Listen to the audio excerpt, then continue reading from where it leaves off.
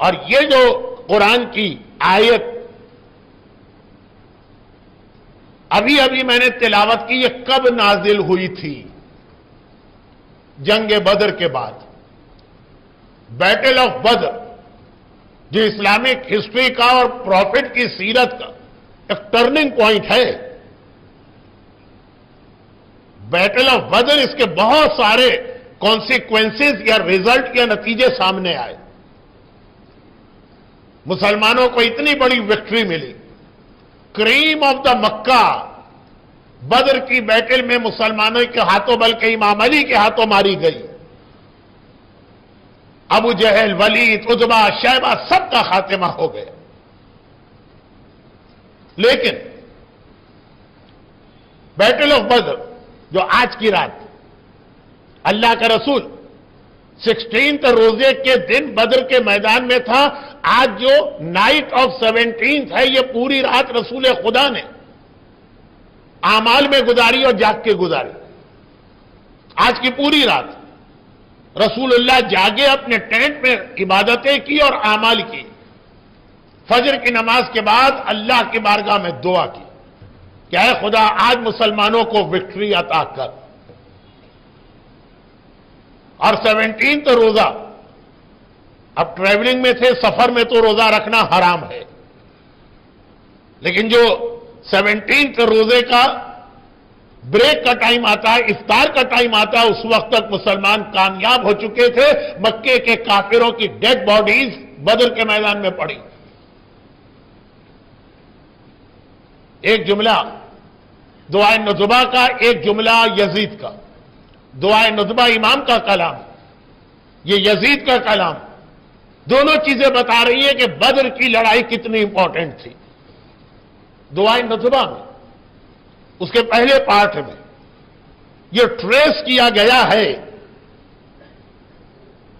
کہ اہل بیت کے خلاف اتنا ظلم کیوں کیا گیا، واہ۔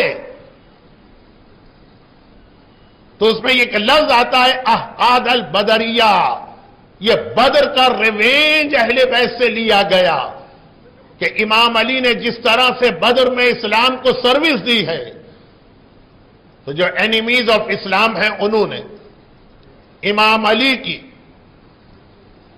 اکارڈنگ ٹو دیم یہ والی غلطی یا مسٹیک یا جرم کو کبھی نہیں بھولا۔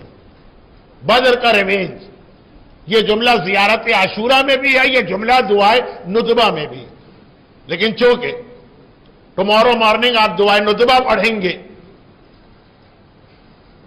تو امام بتا رہے ہیں کہ بدر کا ریونج ہماری جنریشن سے لیا گیا ہے۔ حسن مجتبیٰ کو زہر بھی اس لیے دیا گیا، حسین کو کربلا میں شہید بھی اس لیے کیا گیا، امام سجاد مدینے میں شہید بھی اسی لیے کیے گئے، یہاں تک کہ 11 امام تک ہر معصوم پہ ظلم۔ بدر،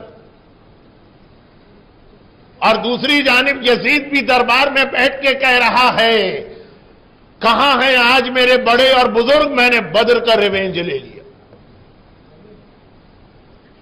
یزید کی دادی ہندا، اس کا باپ بھی اسی بدر میں مارا گیا، اس کا بھائی بھی اسی بدر میں مارا گیا، اس کا بیٹا معاویہ کا بڑا بھائی وہ بھی اسی بدر میں مارا گیا۔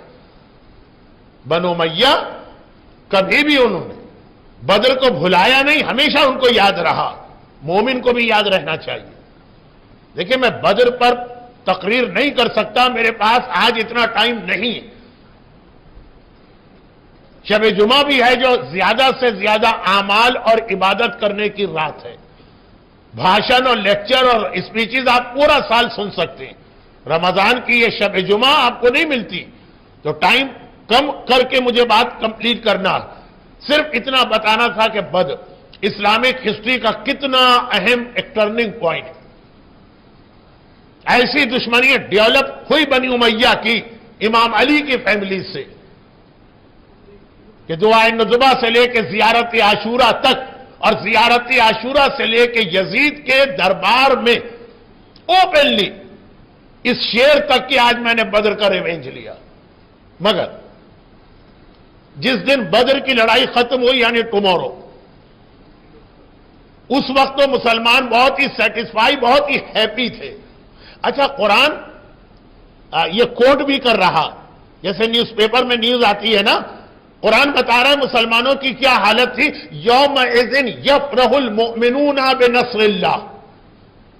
یہ سورہ روم کی آیت ہے. سورہ روم ابھی آپ شب قدر کے اعمال میں پڑھیں گے.